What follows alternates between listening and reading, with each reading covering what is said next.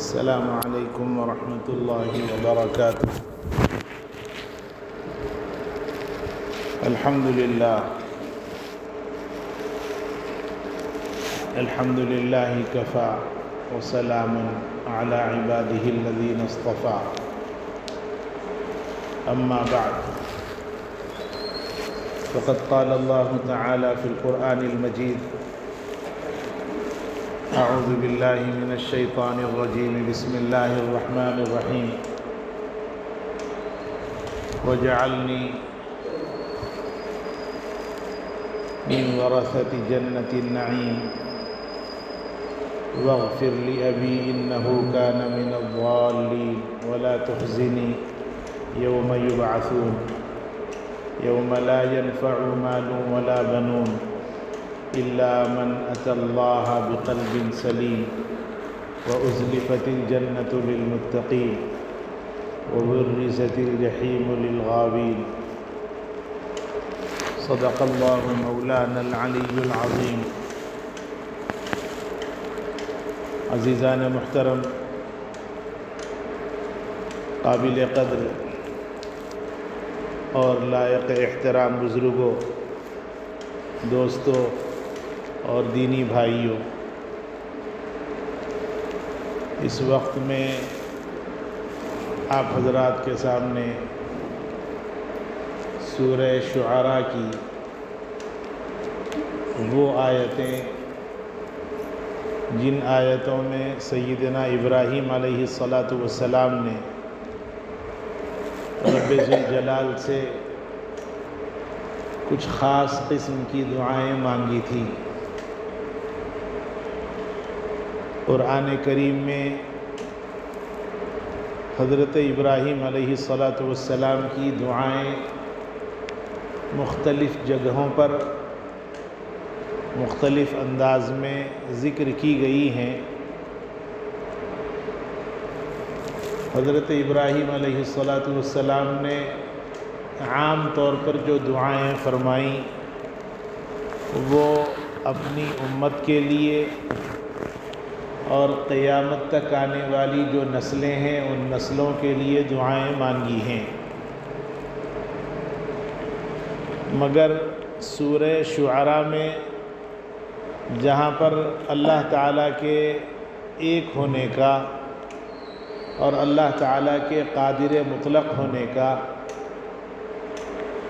جہاں پر انہوں نے تذکرہ کیا اللہ سے لوگوں کے درمیان کہ اللہ وہ ہیں جو کھلاتا ہے پلاتا ہے، بہت سارے اللہ تعالیٰ کے تعارف کروانے کے بعد حضرت ابراہیم علیہ السلام نے خاص طور پر اپنے لیے دعائیں مانگی ہیں۔ حضرات علماء اکرام نے اس سے یہ مسئلہ بیان کیا ہے کہ دعا دوسروں کے لیے جیسے مانگنے کا اہتمام کرنا چاہیے، اسی طرح اپنے لیے بھی دعائیں مانگنے کا اہتمام کرنا چاہیے۔ عام حالات میں جو دعائیں ہوں گی، بالخصوص اجتماع کی شکل میں جب دعا ہوتی ہے تو اس وقت میں سب کے لیے دعائیں مانگی جائیں، اور کوئی مخصوص وقت جس میں رب ذوالجلال کے سامنے مناجات کا اور یکسوئی کے ساتھ اللہ سے بات کرنے کا موقع مل جائے تو پھر اپنے لیے بھی اہتمام کے ساتھ دعائیں مانگنی چاہیے۔ دیکھیے، دعا کے معنی ہے پکارنا، اور پکارنا کا جو لفظ ہے وہ عربی میں دعا کہلاتا ہے، اور دعا اللہ تعالیٰ کو بہت زیادہ پسند ہے۔ بندہ جب دعا مانگتا ہے اور اللہ کو پکارتا ہے تو اللہ تعالیٰ کبھی تو فوراً دعا قبول کر لیتے ہیں، اور کبھی دعا فوراً قبول نہیں ہوتی، مگر اس دعا کے بدلے میں اللہ تعالیٰ کوئی دوسری دعا کو مقبول فرما دیتے ہیں۔ اور کبھی ایسا بھی ہوتا ہے جو مانگا وہ بھی قبول نہیں ہوتی، اور کوئی پہلے مانگی ہوئی دعا وہ بھی مقبول نہیں ہوتی، بلکہ آنے والی کوئی آفت مصیبت ہوتی ہے، اس دعا کی برکت سے اللہ تعالیٰ اس آنے والی آفت اور اس آنے والی مصیبت کو ختم فرما دیتے ہیں اور دور فرما دیتے ہیں۔ اس لیے دعا میں کنجوسی نہیں کرنا چاہیے، اور اللہ تعالیٰ سے مانگنا کوئی شرم کی بھی اس میں بات نہیں ہے۔ دیکھیے، اللہ جس نے پوری کائنات کو بنایا اور انسانوں ہی کے لیے ساری نعمتیں اللہ تعالیٰ نے بکھیر کر رکھ دی، اچھی سے اچھی جتنی چیزیں ہیں وہ سب اللہ نے ہمارے لیے بنائی ہیں۔ جب ہمارے لیے کوئی چیز رکھی گئی ہے، جیسے دسترخوان ہے، دسترخوان پر 4 قسم کی چیزیں ہیں، تو لیتے ہوئے آدمی کو شرم نہیں آتی، اس لیے کہ رکھی گئی ہے کھانے کے لیے۔ اللہ تعالیٰ فرماتے ہیں یہ جو دنیا بنائی گئی تمہارے لیے ہے، اس سے کھانا پینا، اس سے فائدہ اٹھانا، ساری چیزیں انسانوں کے لیے اللہ تعالیٰ نے رکھی ہیں۔ اس لیے اللہ کے سامنے عاجزی کا اظہار کرنا، اللہ کو منانا اور اللہ سے مانگنا اللہ تعالیٰ کو بہت زیادہ پسند ہے۔ حدیث شریف میں ہے، اللہ کے نبی صلی اللہ علیہ وسلم نے ارشاد فرمایا، الدعاء مخ العبادہ، دعا عبادت کا مغز ہے۔ ایک سیب ہے، ایک سیتا پھل ہے، ایک آم ہے، اس کا مغز چھلکے کے اندر رکھا گیا۔ عقل مند انسان وہ ہے جو اس کے چھلکے کو نکالنے کے بعد اس کے مغز سے فائدہ اٹھائے۔ آم کو آپ نے نرم کر دیا، اب اس کے اندر جو مغز بنا ہے وہ ہے دعا۔ چھلکے سے کوئی مطلب نہیں ہے، چھلکا اچھا رہتا ہے تو دبایا جاتا ہے اور اس سے اس کا مغز نکالنے کی فکر کی جاتی ہے۔ چھلکا ہی اگر خراب ہو گیا تو پھر اس کو پھینک دیا جاتا ہے۔ آم کے اندر آم کا چھلکا وہ ہے عبادت، اور چھلکے کے بعد گٹلی سے اوپر جو مغز ہوتا ہے وہ ہے دعا۔ سیب ہے، سیب کے اندر چھوٹے چھوٹے اس کے دانے ہیں اور اوپر اس کا چھلکا ہے، دونوں کے درمیان میں مغز ہے۔ وہ جو چھلکا ہے وہ ہے نماز یا عبادت، اور جو اس کا مغز ہے جس کو آدمی کھاتا ہے یا اس کا جوس بنا کر پیتا ہے وہ ہے دعا۔ اس کی بڑی اہمیت ہے، اس لیے اللہ کے نبی صلی اللہ علیہ وسلم خود بھی اہتمام سے دعا فرماتے تھے۔ دعا میں کبھی کنجوسی نہ کیجیے، اپنے لیے، اپنے سے قریب لوگوں کے لیے، اپنے سے دور والوں کے لیے، بیوی بچوں کے لیے، ماں باپ کے لیے، جو موجود ہیں ان کے لیے، جو گزر گئے ان کے لیے، سب کے لیے دعاؤں کا اہتمام کرنا چاہیے۔ اور ایک دن 2 دن نہیں، مسلسل مانگتے رہنا چاہیے۔ ایک دن کھانا کھا کر ہم لوگ خاموش نہیں ہو جاتے۔ صبح میں کھایا تو دوپہر کی فکر ہے، دوپہر میں کھا لیا تو شام کی فکر ہے، آج کھا لیا تو کل کی فکر ہے، اس مہینے کا انتظام ہو گیا، آئندہ مہینے کی فکر ہے۔ اور دعا کے معاملے میں بڑے کنجوس واقع ہوئے ہم لوگ، پہلے تو مانگتے نہیں اور مانگتے بھی ہیں، تو دعا میں امام صاحب کے ساتھ 2 منٹ کی 1 منٹ کی دعا میں آمین آمین کہہ دیتے ہیں۔ وہ آمین کہتے ہیں جس کا ترجمہ بھی ہم کو نہیں معلوم ہے۔ آمین کے معنی ہے قبول فرمائیے اے اللہ، اور امام صاحب جو مانگتے ہیں اس کو کم سے کم اتنے الفاظ جتنے امام صاحب نمازوں کے بعد دہراتے ہیں، اس کو امام صاحب سے، کسی اور صاحب سے سیکھ لیجئے دعا میں کیا مانگا جا رہا ہے۔ اس لیے کہ بندہ سمجھ کر مانگتا ہے، اس کی قبولیت کے امکانات بڑھ جاتے ہیں۔ اللہ کے نبی صلی اللہ علیہ وسلم نے ایک موقع سے ارشاد فرمایا کہ حضور قلبی، یعنی آپ کی توجہ ہو دعا میں، آپ کیا مانگ رہے ہیں، کس سے مانگ رہے ہیں، اور جو چیز مانگ رہے ہیں اس کی فکر آپ کو کتنی ہے۔ یہ سمجھ کر جب بندہ مانگتا ہے تو پھر اللہ تعالیٰ اس کی اس دعا کو ضرور قبول فرماتے ہیں۔ اس لیے دعا ضرور کیجیے۔ تتجافى جنوبهم عن المضاجع يدعون ربهم خوفا وطمعا۔ اللہ تعالیٰ فرماتے دن میں مانگو، رات میں مانگو، جب تم کو دل آئے مانگ لو، مگر وہ دعا پسندیدہ ہے اللہ کو جو رات کے وقت میں لوگ سوتے رہیں، آپ سو کر اٹھ جائیں۔ نیند کی طبیعت آپ کی بھی چاہتی ہے، مگر آپ اٹھ جائیں اور پھر اللہ کے سامنے مناجات کریں، 2 رکعت نماز تہجد کا اگر موقع نصیب ہو گیا تو نعمت سے کم نہیں ہے. پھر 2 منٹ 5 منٹ 10 منٹ جس حالت میں بیٹھ کر مانگیں، کھڑے ہو کر مانگیں، لیٹ کر مانگیں، الکٹ پلکٹ بیٹھ کر مانگیں. اللہ تعالیٰ صرف دل کی کیفیت دیکھنا چاہتے ہیں، آپ کا دل کیسا ہے. تتجافى جنوبهم عن المضاجع يدعون ربهم خوفا وطمعا. اللہ سے ڈرتے ہوئے کہ اللہ آپ اگر معاف نہیں کریں گے کوئی معاف کرنے والا نہیں ہے. اور امید یہ ہے اے اللہ 70 ماؤں سے زیادہ محبت کرنے والے ایک ماں اپنے بچے کو ٹھکراتی ہے، بچہ پھر تھوڑی سی عاجزی کا اظہار کرتا ہے تو ماں اپنے قریب کر لیتی ہے. اور بعض مائیں تو وہ ہوتی ہیں بچہ ضدی ہوتا ہے تو اس بچے کی ضد کو سمجھ کر اپنے قریب کر لیتی ہے. اور یہ اللہ سمجھانے کے لیے فرمایا 70 ماؤں سے زیادہ محبت کرنے والا، ورنہ 70 یہ لمٹ نہیں ہے. اللہ تعالیٰ تو ہزاروں لاکھوں ماؤں کے دلوں میں جتنی محبت اپنے بچوں کے بارے میں ہوتی ہے اس سے زیادہ محبت کرنے والے اللہ ہیں. فرمایا وَاكْتُبْ لَنَا فِي هَذِهِ الدُّنْيَا حَسَنَةً وَفِي الْآخِرَةِ إِنَّا هُدْنَا إِلَيْكَ قَالَ عَذَابِي أُصِيبُ بِهِ مَنْ أَشَاءُ وَرَحْمَتِي وَسِعَتْ كُلَّ شَيْءٍ. اللہ تعالیٰ فرماتے ہیں کہ اللہ کا جو غصہ ہے وہ اللہ کے غصے پر اللہ کی رحمت غالب آ جاتی ہے. حضرت سلمان فارسی رضی اللہ تعالیٰ عنہ نے اللہ کے نبی صلی اللہ علیہ وسلم کی طرف منسوب کرتے ہوئے یہ فرمایا کہ اللہ کا غصہ بہت زیادہ ہے مگر غصے سے زیادہ اللہ کی رحمت ہے. اور پھر فرمایا مثال دے کر کہ پوری دنیا میں جتنی محبت کی چیزیں تم دیکھتے ہو، پرندہ اپنے ماں سے، ماں اپنے بچے سے، شوہر اپنی بیوی سے، بیوی اپنے بچوں سے، مختلف قسم کے جو آپس کی محبتیں ہیں ان سب کی طرف نشاندہی کر کے فرمایا یہ ساری محبتیں ایک. اور اللہ کی جو رحمت ہے وہ 99 100 میں سے ایک دنیا میں اللہ نے بانٹی ہیں اور 99 رحمتیں اللہ نے اپنے پاس رکھی ہیں محبت کی.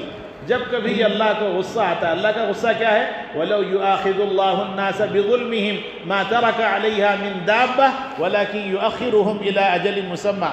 اللہ فرماتے ہیں اللہ کا غصہ تو یہ ہے کہ ہر دن انسانوں کو رنگے ہاتھ گناہوں پر پکڑ لیں اور جس حالت میں ہے اسی حالت میں پکڑ کر ان کو مار دے. چوری کرنے والے کو چوری کی حالت میں، زنا کرنے والے کو زنا کرنے کی حالت میں، نماز چھوڑنے والے کو نماز چھوڑنے کی حالت میں، ماں باپ کے نافرمان کو ماں باپ کی نافرمانی کی حالت میں، دھوکہ دینے والے کو دھوکہ دینے کی حالت میں فوراً پکڑ لیں. مگر اللہ فرماتے ہیں اللہ کی رحمت غالب آ جاتی ہے اللہ کے غصے پر. اور پھر اللہ فرماتے ہیں وَلَكِنْ يُؤَخِّرُهُمْ إِلَىٰ أَجَلٍ مُّسَمًّى. ان کو جو مہلت دی گئی، عمر دی گئی، زندگی دی گئی، اس وقت تک ان کو نہیں پکڑوں گا جب تک کہ ان کی موت کا وقت نہ آ جائے.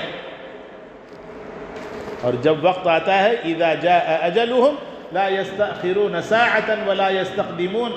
جب پکڑ کا وقت آ جاتا ہے تو 1 سیکنڈ کا بھی موقع اور مہلت نہیں دی جاتی. اس لیے دوستو دعاؤں کا اہتمام کیجیے، اللہ کی طرف متوجہ ہو جانا. ہر چیز کی انتہا دعا ہے. اسباب، سورسز، وسائل یہ سیکنڈری ہیں. پرائمری تو یہ ہے کہ ہم اللہ کی طرف متوجہ ہو جائیں. اللہ کے نبی صلی اللہ علیہ وسلم نے سکھایا ہم کو. رسول اکرم صلی اللہ علیہ وسلم سے اللہ تعالیٰ نے کچھ کمٹمنٹس کیے تھے اور کچھ وعدے کیے تھے. اس کے باوجود حضور صلی اللہ علیہ وسلم ان کمٹمنٹ کو سامنے رکھنے کے باوجود دعاؤں میں روزانہ اہتمام سے کوئی دن ایسا نہیں جاتا جس میں اللہ کے نبی صلی اللہ علیہ وسلم اہتمام کے ساتھ دعا نہ فرماتے. بدر کی لڑائی، احد کی لڑائی، خندق کی لڑائی، صلح حدیبیہ، فتح مکہ، اور کوئی موقع ہو، اللہ نے وعدہ کیا اے نبی صلی اللہ علیہ وسلم ہم آپ کی مدد کریں گے. وَكَانَ حَقًّا عَلَيْنَا نَصْرُ الْمُؤْمِنِينَ. فرمایا کہ اللہ کا یہ وعدہ ہے کہ ایمان والوں کی مدد اللہ کریں گے. اس کے باوجود جب کبھی موقع ہوتا اللہ کے نبی صلی اللہ علیہ وسلم اپنے کام میں ڈپارٹمنٹ الگ الگ بنا دیے گئے تھے.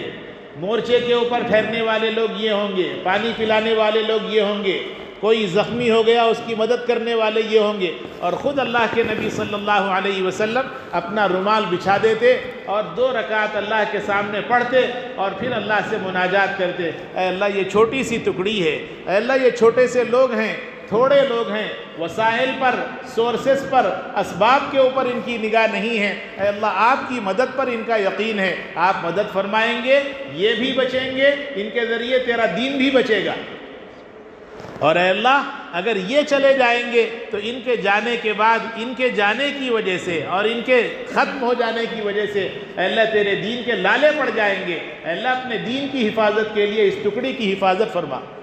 اللہ کے نبی صلی اللہ علیہ وسلم نے ایسی دعائیں فرمائیں، اس لیے دوستو دعاؤں میں کنجوسی نہ کریں۔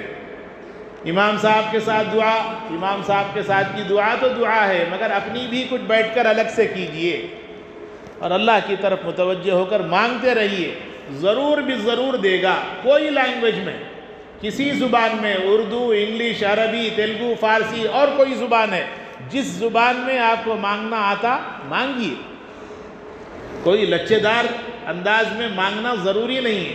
چھوٹا بچہ توتلاہٹ کے ساتھ اپنی ماں اور اپنے باپ کو تیار کر سکتا اور منا لے سکتا، تو بندہ اللہ کو کیا نہیں منا سکتا؟ بلکہ حدیث شریف میں ہے کہ جو آدمی مانگنے کے اندر اس کی توتلاہٹ کی وجہ سے اور اس کے بولنے میں لکونت کی وجہ سے کوئی مشکل پیش آتی ہے، اس کے لیے تو اللہ تعالیٰ دوہرا اجر دیتے ہیں اور اس کی قبولیت کے آثار زیادہ ہو جاتے ہیں۔ اس لیے مانگیں۔ حضرت ابراہیم علیہ السلام ہمارے لیے نمونہ ہیں۔ حضرت ابراہیم علیہ السلام اللہ تعالیٰ کی طرف متوجہ ہو کر بہت سارے اچھے کام زندگی میں کیے، کرتے رہے، مگر جب موقع ملا ہاتھ اٹھانے کا تو کہنے لگے وَاغْفِرْ لِأَبِي إِنَّهُ كَانَ مِنَ الضَّالِّينَ۔ ہر ایک کے لیے مانگا، اپنے لیے پرسنل بھی مانگا، اپنے باپ کے لیے، اپنی ماں کے لیے، اپنے خاندان والوں کے لیے، اپنی اولاد کے لیے، سب کے لیے مانگا۔ تو حضرت ابراہیم علیہ السلام نے سورہ شعراء کے اندر جو ان کی دعائیں ہیں اس میں فرمایا وَجْعَلْنِي مِنْ وَرَثَةِ جَنَّةِ النَّعِيمِ، اے اللہ جو کچھ مجھ سے نیکیاں ہونی تھی کر لی میں نے، مگر اے اللہ یہ نیکیاں اس قابل نہیں ہیں کہ آپ کو منا سکیں، اور یہ نیکیوں پر اے اللہ آپ جنت اتنی بڑی عالیشان جو جنت بنائے ہیں، وہ جنت کے لیے یہ چھوٹے چھوٹے بودے قسم کے اعمال کام نہیں آتے۔ میرے اللہ مجھ پر رحم فرما کر مجھے جنت النعیم کا، اور جس جنت کو آپ نے بنایا ہے اپنے نیک بندوں کے لیے، اے اللہ اس کا مجھے وارث بنائیے۔ وَجْعَلْنِي مِنْ وَرَثَةِ جَنَّةِ النَّعِيمِ۔ اس میں ایک لفظ استعمال کیا ہے ورثہ۔ دیکھیے میراث، انسان جو کچھ جمع کرتا ہے زندگی میں وہ اس کا اپنا مال ہے، مر گیا تو مر جانے کی وجہ سے اس کو عربی میں ترکہ کہتے ہیں، اور جو کچھ چھوڑا ہے اس کو عربی میں ترکہ جسے کہتے ہیں اسی کا دوسرا نام میراث ہے، اور جن کو حقدار اللہ تعالیٰ نے بنایا ہے وہ ہے وارثین، اسی کو عربی میں کہتے ہیں ورثہ، اور ورثہ بھی اس کے لیے استعمال ہوتا ہے۔ جتنے وارثین ہیں شرعی، کسی کو کوئی محروم نہیں کر سکتا۔ قانون کے اندر کچھ بھی قانون بن سکتے ہیں، عدالتوں کے اندر قانون کیسے بھی بن جائیں، مگر محروم نہیں کر سکتے آپ۔ جیسے غیر مسلموں میں ہے عاق کرنا، بچہ نافرمان ہو گیا تو بچے کو نافرمان ہونے کی وجہ سے، بچی نافرمان ہو گئی نافرمان ہونے کی وجہ سے، غیر مسلموں میں عاق کرنے کا مزاج ہے جائیداد سے محروم کرنا۔ ان کی دیکھا دیکھی مسلمانوں نے بھی شروع کیا عاق کرنا۔ عاق کرنے کی اجازت نہیں ہے۔ آپ کو اگر بچہ ستاتا ہے، بچی ستاتی ہے، نافرمان ہے، تو نافرمان ہونے کی وجہ سے جائیداد سے محروم کرنے کا حق اللہ نے آپ کو ہرگز نہیں دیا۔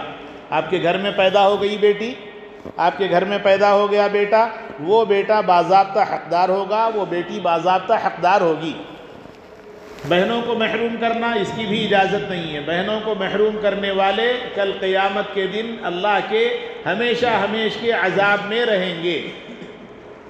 کوئی حق نہیں ہے۔ بعض لوگ کہتے ہیں مولانا صاحب ہم شادی کے اندر بہت سارا خرچ کیے، شادی میں خرچ کرو، کون بولے آپ کو؟ اور شادی میں جو کچھ آپ نے خرچ کیا ہے وہ خرچ آپ نے اپنے شوق سے کیا ہے، لہذا حضرت مولانا مفتی محمد شفیع صاحب رحمۃ اللہ علیہ نے معارف القرآن میں بہت واضح صراحت کی ہے کہ شادی بیاہ میں آپ نے کچھ دے دیا بہن کو یا بیٹی کو، اور پھر اس کے بعد درمیان میں وقتاً فوقتاً وہ آتی رہی، جیسے عیدین کے موقع سے اپنے شوہر کے ساتھ آئی تو آپ نے کبھی انگوٹھی چڑھا دی، بچہ ہوا، بیٹی ہوئی، بیٹا ہوا، نواسا ہوئی، نواسا ہوا، جس کی وجہ سے آپ نے کچھ انتظام اور کر دیا، کسی نے کوئی جھولا خرید کے دے دیا، کسی نے کوئی عقیقہ کر دیا اور کچھ کیا، فرمایا یہ اس میراث کا بدل نہیں ہو سکتا۔ سورہ نساء رکوع نمبر 2 پورا مضمون ہی یہ ہے، پڑھیے ایک مرتبہ۔ بہت سارے لوگ ظالم قسم کے ہو گئے، میراث سے محروم کرنا ان کی فطرت میں آ گیا، بہنوں کو محروم کرتے ہیں اور بیچاری بہنیں بے زبان ہیں، ان کے ذہن میں یہ ہے کہ امی جب تک زندہ ہیں گھر میں آ سکتے ہیں، امی مر گئے تو یہی بھائیوں کے پاس آنا ہے، لہذا یہ بھائی سے اگر ہم میراث مانگیں گے تو پھر کل آنے نہیں دیتا، لہذا خاموش منہ بند ہے، مل گیا ٹھیک ہے، نہ ملا کوئی بات نہیں۔ یاد رکھے اللہ تعالیٰ نے یہ جو آیت ہے سورہ نساء رکوع نمبر 2 کی جو آیت ہے، وہ آیت 2 آیتوں کے بعد جو تیسری آیت بیان فرمائی تلک حدود اللہ، یعنی جو رکوع ختم کر رہے ہیں اللہ تعالیٰ وہ مضمون ہے تلک حدود اللہ، کہ یہ میراث میں باپ کو یہ دیں گے، ماں کو یہ دیں گے، دادا ہے تو یہ دیں گے، بیٹی ہے تو یہ دیں گے، بہن ہے تو یہ دیں گے، بھائی ہے تو یہ دیں گے، سب کے حصے، بیوی ہے تو یہ، بھائی ہے تو یہ، شوہر ہے تو یہ، سب کے حصے مقرر کر دیے۔ اس کے بعد فرمایا تلک حدود اللہ، یہ اللہ کے قانون ہیں۔ دنیا کے قانون میں رشوت چل سکتی، بدمٹھی چل سکتی ہے، اللہ کے قانون میں کچھ نہیں، جو بیان کر دیا قیامت تک لا تبدیل لکلمات اللہ، اللہ نے جو طے کر دیا وہ طے ہے، اب اس میں کوئی تبدیلی آپ ہم نہیں کر سکتے۔ اور اللہ تعالیٰ فرماتے ہیں تلک حدود اللہ کے بعد کہ اس پر جو عمل کریں گے وہ لوگ تو کامیاب ہیں، اور جو نہیں کریں گے وَمَن يَتَعَدَّ حُدُودَ اللَّهِ وَمَن يَعْصِ اللَّهَ وَرَسُولَهُ وَيَتَعَدَّ حُدُودَهُ يُدْخِلْهُ نَارًا خَالِدًا فِيهَا وَلَهُ عَذَابٌ مُهِينٌ۔ اللہ تعالیٰ فرماتے ہیں کہ جو قانون ہم نے بیان کر دیا میراث کی تقسیم کا، یہ قانون چلے گا، اسی پر عمل ہوگا، کوئی نہ کرے تو وہ اللہ کا نافرمان، حضور صلی اللہ علیہ وسلم کا نافرمان کہلائے گا اور اللہ کے حدود کو توڑنے والا قرار پائے گا۔ ایسے شخص کو چاہے وہ باپ ہو، چاہے وہ بھائی ہو، چاہے کوئی اور رشتہ دار ہو، یدخلہ نارا خالدا فیہا، ایسے سارے لوگوں کو اللہ تعالی ہمیشہ ہمیش کی جہنم کے اندر داخل فرمائیں گے۔ وَلَهُ عَذَابٌ مُهِينٌ، اور اللہ فرماتے ہیں یہ ذلت والا، رسوا کرنے والا، نقصان میں ڈالنے والا، خسارے میں ڈالنے والا عذاب ہوگا۔ اس لیے دوستو میراث سے بہنوں کو محروم نہ کریں، بیٹیوں کو محروم نہ کریں، کوئی بھولا بھالا بھائی ہے اس کو کم نہ کریں، کوئی بھولی بھالی بہن ہے اس کو کم نہ کریں، ہر ایک کو ہر ایک کا حصہ دے دیجئے۔ مال قسمت سے ملتا ہے، یاد رکھیں ہمیشہ یہ اصول، مال ہمیشہ قسمت سے ملتا ہے، دین محنت سے ملتا ہے۔ دین کے لیے محنت کیجیے، کوشش کیجیے، آپ کے مقدر میں اللہ نے جتنا لکھا ہے وہ بہرحال مل کر رہے گا۔ اس لیے مال کیوں چوری کر کے، خیانت کر کے، دھوکہ دے کر اپنے آپ کو بہت زیادہ ہوشیار سمجھ کر لے لینا؟ یخادعون اللہ والذین آمنوا، دھوکہ ہے یہ، کسی کو محروم کر دیا، کسی کو کم کر دیا۔ بعض لوگ کہتے ہیں ہمارے پاس دارالقضا میں ایسے قصے آتے رہتے ہیں، بڑا بھائی کہتا ہے کہ میں ابا کے ساتھ بہت ساری محنت کیا، بھائیوں کے پاس کچھ نہیں تھا پڑھنے کے لیے، ان کو بھیجا ابا نے، میں بولے تو بھیجے، لہذا آج اگر قابل ہے تو اس کی قابلیت میں میری محنت ہے، اس کو کم دینے کے لیے ابا بولے تھے۔ اس کے پاس ثبوت ہے؟ ثبوت نہیں ہے، ثبوت نہیں ہوگا تو قابل قبول نہیں، اور اگر ثبوت ہے بھی تو سن لیجیے، باپ نے اگر غلط وصیت کی کہ بڑے کو زیادہ ملے، فلاں کو زیادہ ملے، فلاں کو کم ملے، قبر میں سکون سے باوا سو نہیں سکتے، یاد رکھیں، اس لیے کہ باپ کو اختیار نہیں ہے کم زیادہ کرنے کا۔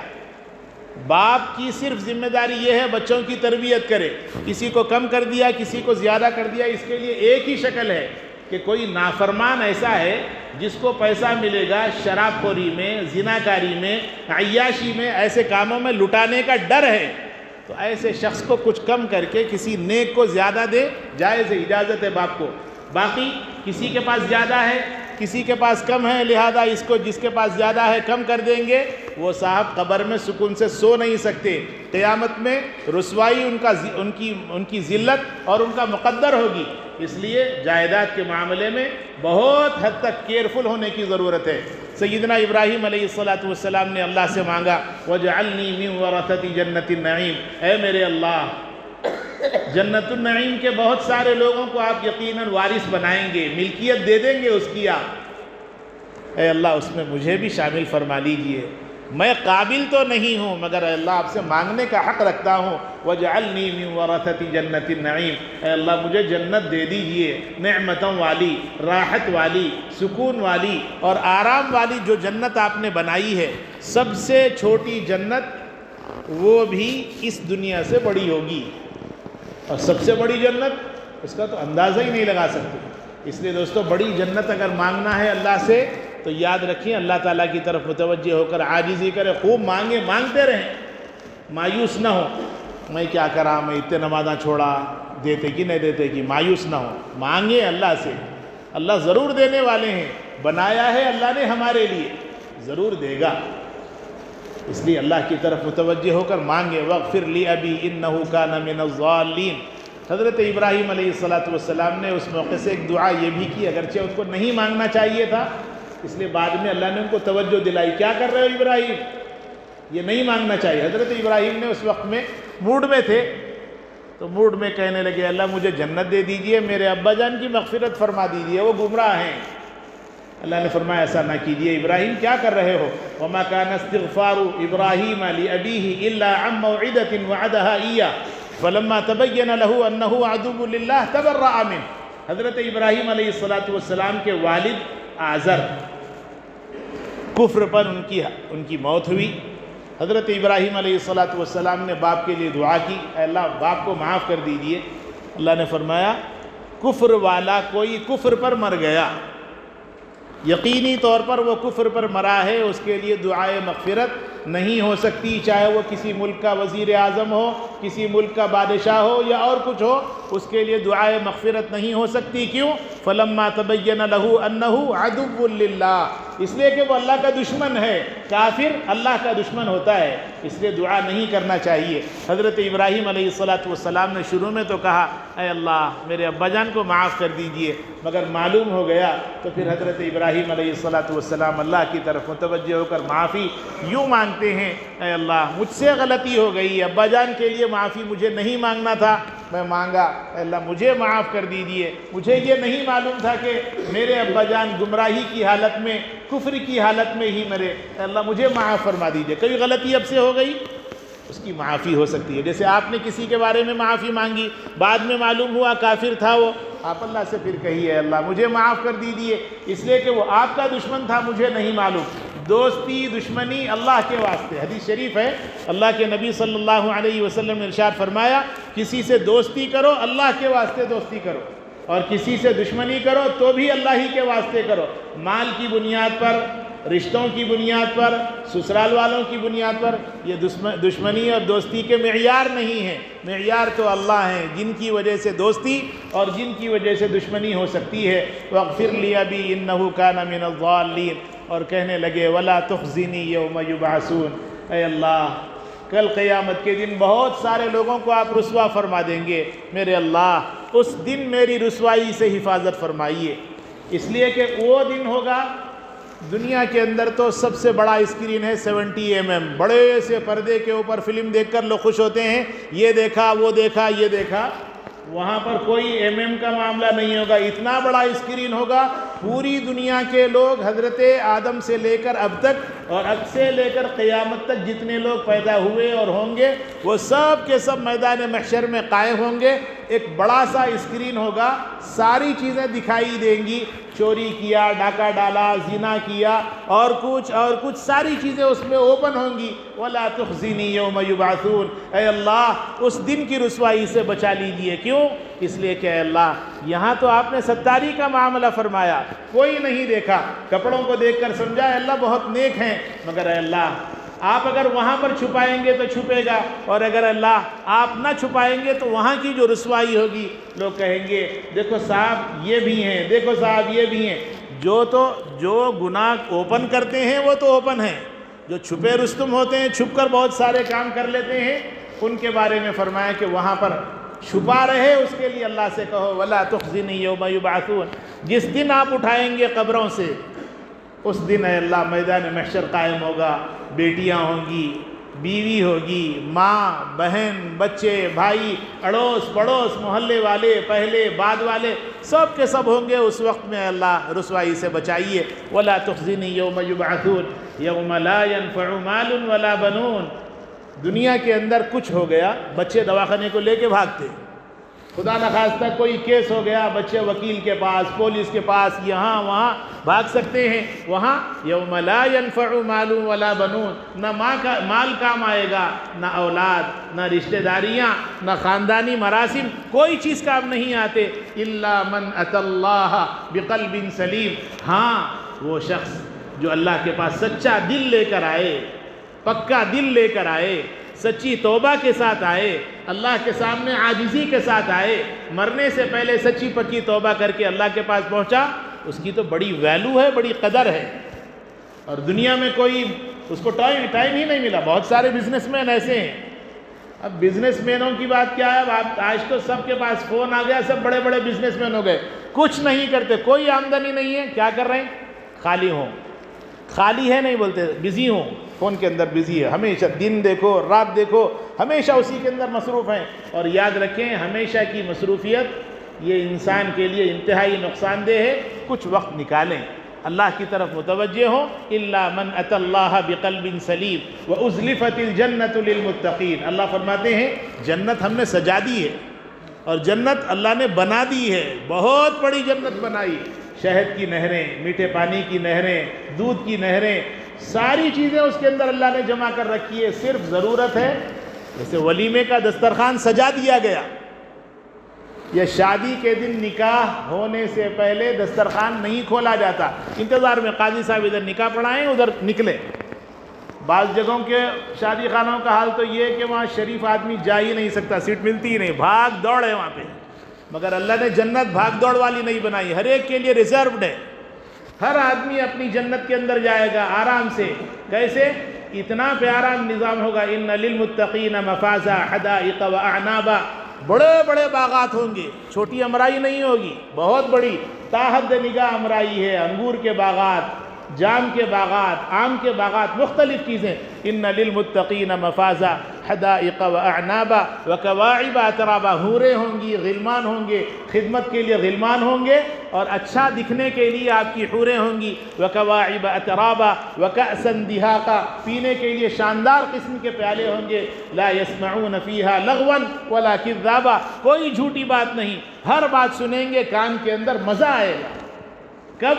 جب کہ جنت کے مستحق بننے کی فکر کرتے رہیں اور دعاؤں کا اہتمام کریں۔ الا من اتى اللہ بقلب سلیم وازلفت الجنۃ للمتقین وبرزت الجحیم للغاوین۔ سیم آیت بازو اللہ نے بیان فرما دی کہ خوش فہمی میں نہ رہو، صرف جنت ہی بنائی، دوزخ بھی ہم نے بنا دی ہے۔ دونوں چیزیں ہیں، اس میں جانا ہے یا اس میں جانا ہے، دونوں چیزیں تمہارے سامنے ہیں۔ اچھا راستہ اختیار کرو، جنت ملے گی، برا راستہ اختیار کرو گے، جہنم ملے گی۔ ہر عقل مند آدمی کا جواب جنت میں جانا چاہتا ہوں۔ اللہ فرماتے ہیں جنت میں جانے کے لیے جنتی لوگوں کے اعمال کرنے کی ضرورت ہے۔ حق تعالی جل شانہ سے دعا ہے اللہ اپنے فضل سے ہم سب کو جنتی لوگوں کے جو کام ہیں ان کاموں پر عمل کرنے کی توفیق نصیب فرمائے۔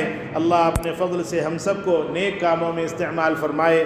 سیدنا ابراہیم علیہ السلام نے اگرچہ اپنے لیے دعائیں مانگی ہیں مگر ان دعاؤں میں ہمارا حصہ بھی مقدر فرمائے، ہم سب کو جنتی لوگوں میں شامل فرمائے، جہنم سے ہم سب کی، ہماری نسلوں کی، پوری امت مسلمہ کی حفاظت فرمائے۔ وآخر دعوانا الحمد للہ رب العالمین۔